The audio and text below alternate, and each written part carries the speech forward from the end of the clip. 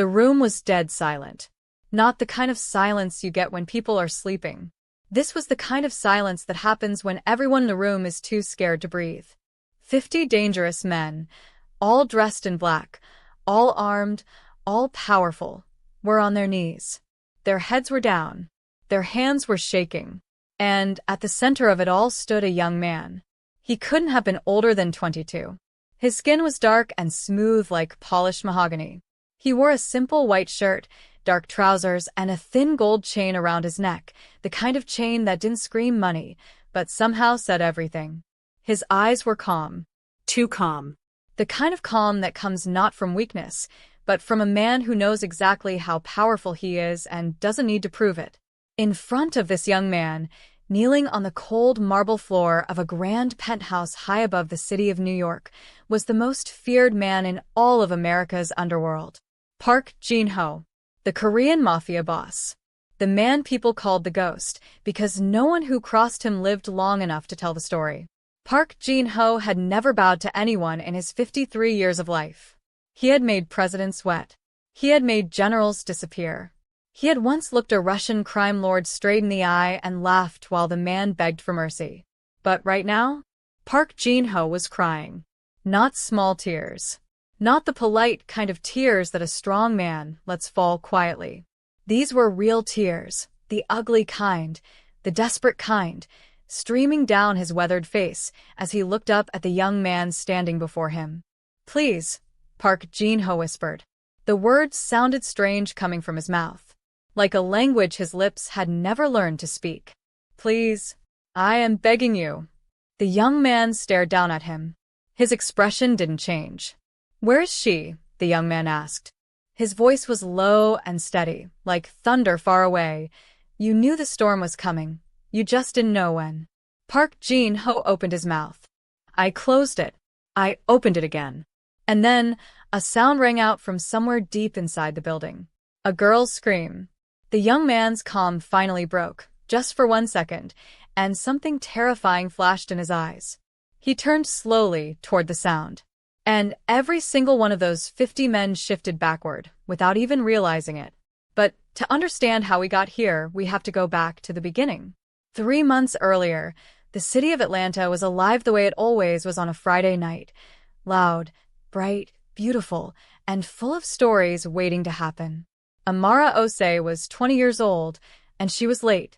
She jogged down Peachtree Street with her backpack bouncing on her shoulders, her long braids flying behind her, and a half-eaten granola bar in her hand. She worked 2 jobs, a morning shift at a bakery and an evening shift at a small community center where she tutored kids in math and reading. She was saving money for nursing school. Every dollar mattered. Every minute mattered. Amara wasn't the kind of girl who turned heads because she tried to.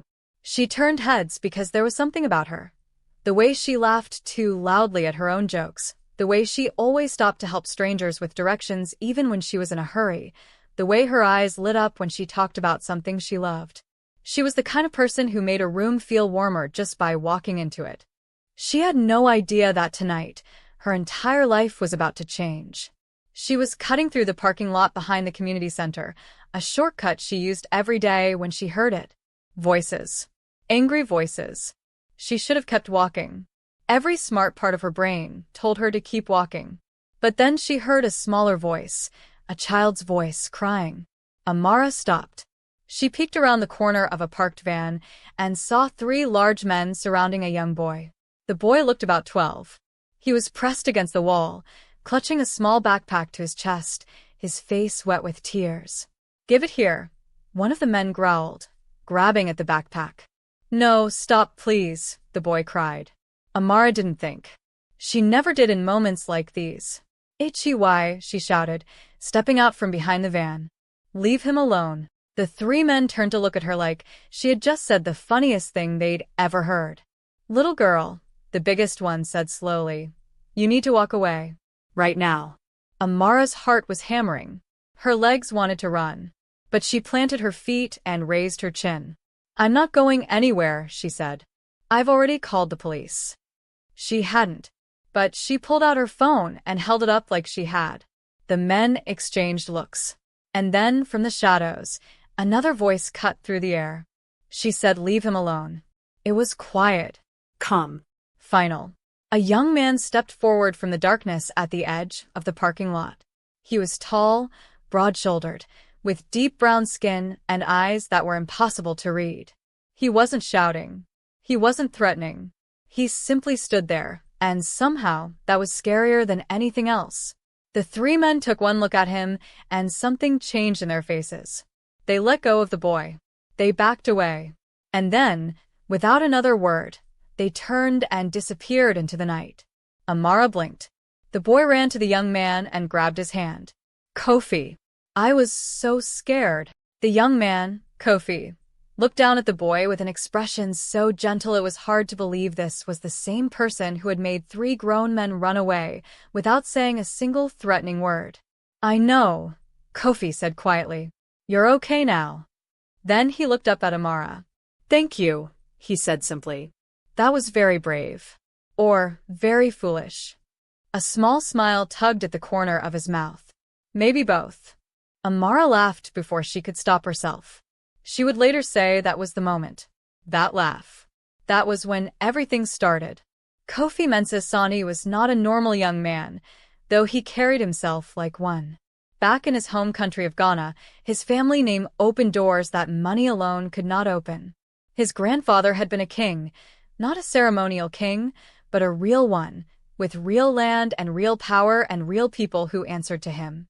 His father had taken that legacy and built it into something that stretched across 3 continents: business, influence, and quiet, unshakable authority. Kofi had been sent to America for university. His father wanted him to learn the world before he came home to lead. He had been in Atlanta for 2 years, living simply, studying business and political science, keeping his background private. He wasn't hiding. He just didn't see the point of announcing himself. The boy with him that night was his younger cousin, Nana, who had been visiting for the school break and had wandered off after an argument about ice cream flavors. Kofi never expected that a wrong turn and a girl with too much courage would reroute the entire direction of his life. They exchanged numbers that night. Amara told herself it was because she wanted to make sure the boy was okay. Kofi told himself the same thing about making sure she got home safely. Within a week, they were texting every day. Within 2 weeks, they met for coffee and talked for 4 hours. Within a month, something real and warm and terrifying had grown between them. The kind of feeling you can't explain and can't control.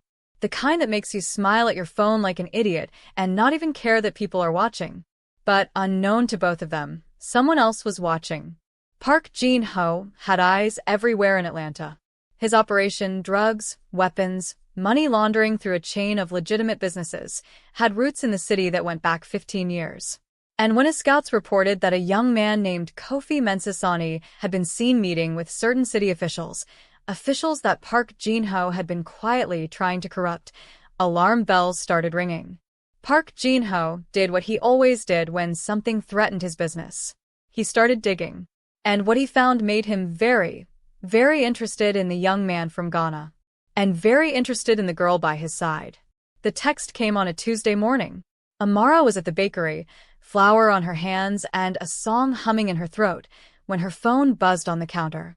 She wiped her hands on her apron and picked it up. Unknown number. The message was only 6 words long. "Stay away from him. Last warning." Amara stared at the screen. Her first reaction was confusion. Her second was irritation. She typed back, "Who is this?" and got no reply. She told herself it was a wrong number. Someone's messy relationship drama landed in the wrong inbox. She set her phone down and went back to work. She didn't tell Kofi. That was her first mistake. Kofi, meanwhile, was having a different kind of morning. He had arrived at his apartment after an early run to find his door slightly open. Not broken. Not forced. Just open. Like whoever had been inside wanted him to know they had been there. He stepped in carefully. Everything looked normal at first. His books stacked neatly, his laptop on the desk, his sneakers by the door. But then he noticed it. On the kitchen table, where he always left his keys, there was something new. A single playing card, face up. The Ace of Spades. Kofi stood very still for a long moment. Then he picked up his phone and called a number he rarely used. It rang twice before a deep voice answered. Kofi. It was his father's head of security, a quiet, unsmiling man named Ajay who had worked for the Mafia family for 20 years. Someone was in my apartment, Kofi said calmly. A pause. Then, how long ago? Recently. The door was warm. Another pause, longer this time. Pack a bag. I'm sending someone. No, Kofi said. Not yet. I need to know who it is first. Ajay's voice dropped lower. Kofi, your father. I'll handle it, Kofi said. And he ended the call. He sat down at his kitchen table, looked at the ace of spades, and thought. He had been careful. He had kept his head down, lived quietly, avoided anything that would draw attention to his family name. So whoever had found him, they weren't just watching him casually. They had resources. They had patience. And they wanted him to know they existed. That was the most dangerous kind of enemy. Park Jin-ho sat behind his desk on the 38th floor of a glass tower in Midtown Atlanta, a building that officially housed an international trading company and unofficially housed everything else. Across from him sat his most trusted advisor, a sharp-eyed woman named Ms. Lena Cho, who handled intelligence the way a surgeon handles a scalpel, with precision and zero emotion. Tell me everything, Park Jin-ho said. Ms. Cho opened a thin folder. Kofi Mensah-santi. I'm 22 years old. Student at Georgia Tech, business and political science. On paper, unremarkable. She paused. Off paper, the only son of Raymond Mensah-santi, grandson of Chief Kwame Asante of the Asante Royal Council. Park Jin-ho said nothing. He let the information sit. The Mensah-santi family, Ms. Cho continued, controls port access across 4 major West African countries. They have partnerships with 2 European investment firms, 1 Chinese infrastructure group, and, she looked up, a quiet but confirmed relationship with Interpol's Financial Crimes Division. The room got very still. Park Jin-ho leaned back in his chair. His eyes were cold and calculating, the way a chess player looks at a board 3 moves before checkmate. And the girl? Ms. Cho flipped a page. Amara Osei. I am 20 years old. Works 2 jobs. Nursing school savings. No powerful connections. No money. No family name. She closed the folder. Nobody. Park Jin-ho tapped one finger on his desk slowly. Nobody, he repeated. And yet he is with her. It appears to be genuine, Ms. Cho said carefully. Our people have watched them for 3 weeks. He is different around her. Less guarded. Park Jin-ho almost smiled. Almost. Then she is not nobody, he said quietly. She is a door. Ms. Cho understood immediately. She nodded once. I want her brought to me, Park Jin-ho said. Quietly. No noise, no mess. I simply want to have a conversation. And if she refuses? Park Jin-ho looked out the window at the city below him. All those tiny moving people, all those tiny moving lives. People always refuse, he said.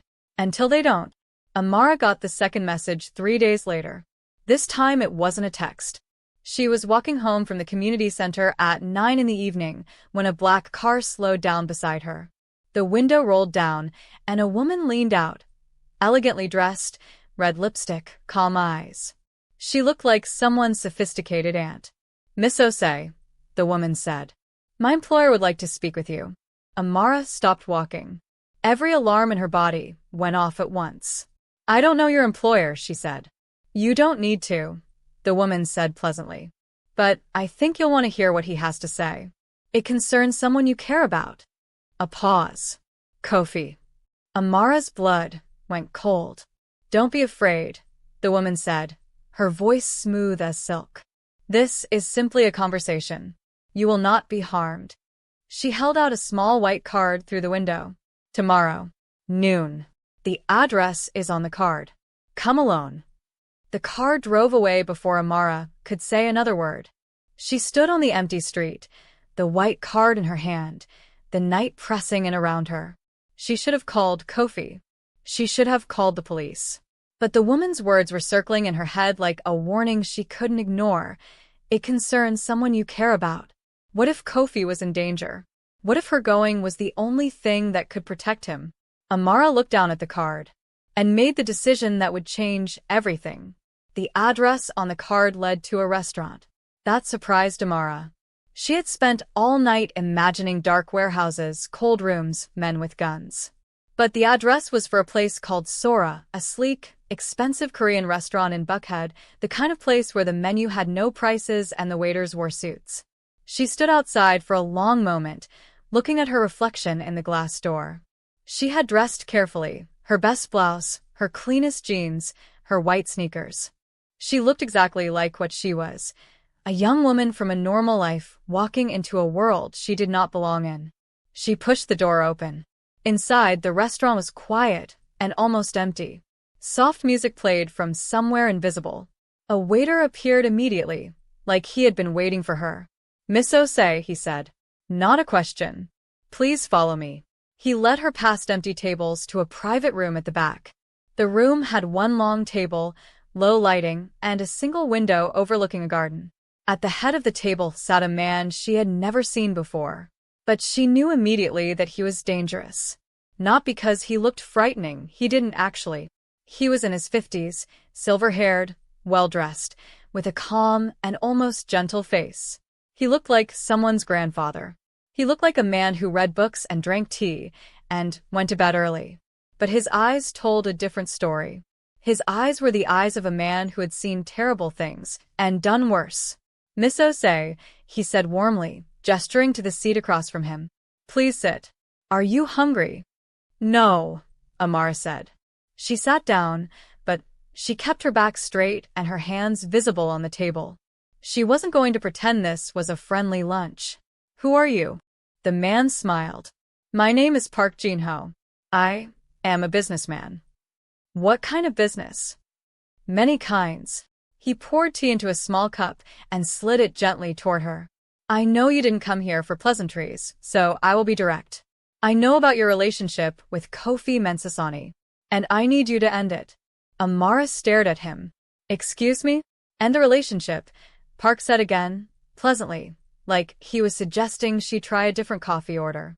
"Walk away from him." Today. Permanently. The room felt smaller suddenly. "Why would I do that?" Amara said carefully. Park Jin-ho folded his hands on the table.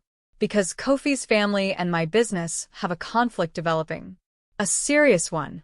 Kofi doesn't know it yet, but very soon, his father will make a decision that affects my operations significantly. When that happens, things will become very dangerous." He looked at her steadily. "You are a good person, Miss Osei. You work hard. You help children. You have a future ahead of you." He paused. "I would hate to see that future interrupted." The threat was so quiet and so polite that it took Amara 2 full seconds to understand it was a threat. Her hands tightened under the table. "So you're threatening me," she said. "I am protecting you," Park said smoothly. "There is a difference." "Not from where I'm sitting." For the first time, something flickered behind Park Jin-ho's eyes. Not anger. Something closer to surprise, like he wasn't used to people pushing back. "Miss Osei." "I'm not leaving him," Amara said. Her voice was shaking slightly, but her eyes were steady. "And if you think threatening me is going to work, you don't know me at all." The silence that followed was very long. Then Park Jin-ho nodded slowly. "Once." "I see," he said quietly. He lifted one hand slightly, just a small gesture, almost nothing, and 2 large men appeared from a door behind Amara that she hadn't even noticed. Her heart dropped. "I am sorry," Park Jin-ho said, and he almost sounded like he meant it. "I had hoped this would be simpler." Kofi knew something was wrong at 12:47 p.m. He knew because Amara always texted him on her lunch break, a habit they had fallen into without planning. A photo, a joke, a complaint about a difficult student. Something small and warm and consistent. 12:47 came and went. No message. He told himself she was busy. He opened his laptop and tried to study. 1:15 p.m. Nothing. He called. It rang to voicemail. He called again. Voicemail. He put his phone down and stared at his wall. Then he picked up his phone again and called a different number. Ajay answered on the first ring. "I need you to find someone," Kofi said. Ajay was efficient. He was the kind of man who could find a ghost in a crowded city if he needed to. Within 40 minutes, he had pulled traffic camera footage, cross-referenced it with a description of Amara's usual route, and found what Kofi was dreading. A black car, a woman, a white card, and Amara, standing alone on an empty street, watching the car drive away. "She went somewhere willingly," Ajay said. "We tracked her to a restaurant in Buckhead." Sora. Kofi was already putting on his jacket. "Kofi." Ajay's voice was sharp. "Listen to me. Sora is a known front for Park Jin-ho's organization. If he has her, he has her," Kofi said. His voice had gone very quiet, very flat. The same voice he had used in the parking lot the night he met Amara, not angry, not loud, just final. "Then you cannot walk in there alone." "I'm not walking into the restaurant," Kofi said. He was already out the door. "I'm walking into his penthouse. And I'm going to make sure he knows exactly who he invited into his business." "Kofi, your father will." "Call my father," Kofi said. "Tell him Park Jin-ho just made the worst decision of his life." He ended the call. The elevator doors opened. He stepped in. He pressed the button for the parking garage. His reflection stared back at him from the steel doors, calm, focused, terrifyingly still. And at that moment, the student from Atlanta was gone. What stepped into that elevator was something older. Something that had been waiting quietly underneath all along. A prince who had been taught, from the time he could walk, that a king does not raise his voice. He simply arrives. The penthouse was on the 38th floor. Kofi didn't take the elevator. He took the stairs all 38 floors, not because he was in a hurry, but because he needed every single step to think, to breathe, to become completely, absolutely ready. By the time he pushed open the door to the top floor corridor, his breathing was calm and his mind was clear. 2 guards stood outside the penthouse door. Large men. Professional. They saw Kofi coming and moved to block him. Kofi stopped walking. He reached into his jacket pocket slowly, letting them see every movement, and pulled out a small envelope. He held it out to the nearest guard. "Give that to Park Jin-ho," he said quietly. "Tell him Kofi Mensa Sandi is at his door." The guard took the envelope cautiously, like it might bite him. He spoke quietly into an earpiece. Waited. His expression shifted just slightly, and he spoke again. Then he stepped aside. The penthouse door opened. Inside, 50 men were gathered. Kofi walked in and stood in the center of the room like he had been there before.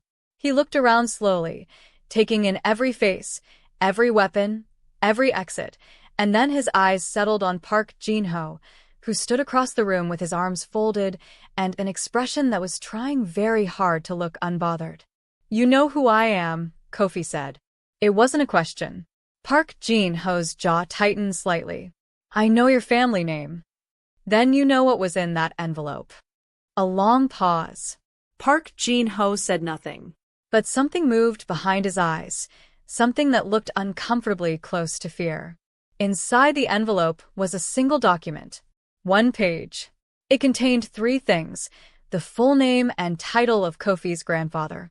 A list of 17 international organizations, governments, financial institutions, security agencies that the Mensa Sani family had direct relationships with. And at the bottom, in his father's handwriting, 1 sentence. "Whatever happens to my son happens to all of us." Park Jin-ho had spent 30 years building his empire carefully, always knowing which lines not to cross, always knowing which families not to touch. He had rules. Unspoken, unwritten, but absolute. He had broken one tonight without even knowing it. "Where is she?" Kofi asked. Park Jin-ho looked at him for a long moment. The room was completely silent. Then he lifted his hand and spoke 2 words to the man beside him. The man disappeared through a side door. 90 seconds later, Amara walked out. She was unharmed, shaken, furious, with her arms crossed tight across her chest, but unharmed. The moment she saw Kofi, something in her face broke open with relief. She crossed the room quickly, and he put one hand on her shoulder, checking her face, her arms, her eyes, making sure for himself that she was okay. "I'm fine," she said quietly. "I'm fine, Kofi." He nodded once. Then he turned back to Park Jin-ho. What happened next was not a fight. There were no punches thrown, no weapons drawn, no shouting. What happened was quieter than all of that, and far more devastating. Kofi reached into his other jacket pocket and placed his phone on the table between them. On the screen was an active call. The name on the display read, "Father." Park Jin-ho stared at the phone. "My father has been listening since I entered the building," Kofi said calmly. "He has already contacted 3 of your primary banking partners in Seoul. He has already spoken to the Port Authority director in Busan, who, as I'm sure you know, controls the shipping routes your organization depends on." Kofi tilted his head slightly. "And he has already forwarded your financial records, the ones your accountant thought were hidden, to 2 people at Interpol who owe our family a favor." The color left Park Jin-ho's face. "This can all stop," Kofi said simply. "Everything my father has put in motion, it stops with 1 phone call for me. Your banking relationships are restored. The records recalled. The Port Authority director reminded me to mind his own business." He paused. "All of it Gone. like tonight never happened." Park Jin-ho's voice came out smaller than he intended. "In exchange for what?" "In exchange for nothing," Kofi said. "That's the point. You leave her alone. You leave us alone. You never send a card, a message, or a car again. And we all go home." He held Park Jin-ho's gaze steadily. "I'm not here to destroy you. I'm here because of her. That's all this has ever been about." Something cracked in Park Jin-ho's face then. Maybe it was the simplicity of it. This young man had mobilized more power in 1 hour than Park Jin-ho had seen in 30 years of warfare, and he had done it not for business, not for revenge, not for territory or money or pride. He had done it for a girl. A girl with flour-dusted hands and too loud laughter and more courage than sense. Park Jin-ho, the ghost, the most feared man in America's underworld, felt something move in his chest that he hadn't felt in a very long time. Something old and almost forgotten. His knees bent before his mind gave the order. He knelt on the cold marble floor. And the tears came, real, unstoppable, ugly, streaming down the face of a man who had forgotten what it meant to love something enough to break for it. "I had a daughter," Park Jin-ho said. His voice was barely above a whisper. "Long ago. I chose my empire over my family. She left. Her mother left." He looked up at Kofi through wet eyes. "I forgot what this looks like. What a man looks like when he chooses love over power." He bowed his head. "Forgive an old fool." The room stayed silent. Kofi looked down at him for a long moment. Then he crouched down to Park Jin-ho's level, meeting his eyes directly, the way his grandfather had taught him a true leader addresses even his lowest enemy. "Go find your daughter," Kofi said quietly. "Before it's too late." He picked up his phone. "Dad, we're done here." He ended the call. Then he stood up, turned to Amara, and held out his hand. She took it. They walked out of the penthouse together, past 50 silent men, past the guards, past all that power and fear and shadow, and into the elevator. The doors closed. Amara let out a long breath. "You could have told me who you were, you know." Kofi looked at her sideways. A small smile tugged at his mouth. Would it have changed anything? She thought about it honestly. The parking lot, the coffee shop, the 4-hour conversation, the texts, the laughter. "No," she admitted. "I know," he said softly. The elevator descended. Outside, the city of Atlanta kept moving. Loud, bright, beautiful, full of stories. And somewhere above it, an old man picked up a phone he hadn't touched in 11 years, scrolled to a name he had never deleted, and pressed a call. It rang twice. A woman answered. Jin-ho. Her voice was cautious. Tired. But there. He closed his eyes. "Is she with you?" he whispered. "Is our daughter with you?" A long pause. "Yes," the woman said quietly. And Park Jin-ho, the ghost, smiled through his tears for the first time in 11 years. True love doesn't just save the people in the story. Sometimes, it reaches back through time and saves the people who tried to destroy it. Thank you so much for watching this story all the way to the end. If this story moved you, surprised you, or kept you on the edge of your seat, please subscribe to this channel to support our growth. Your support means everything, and there are so many more stories waiting for you right here.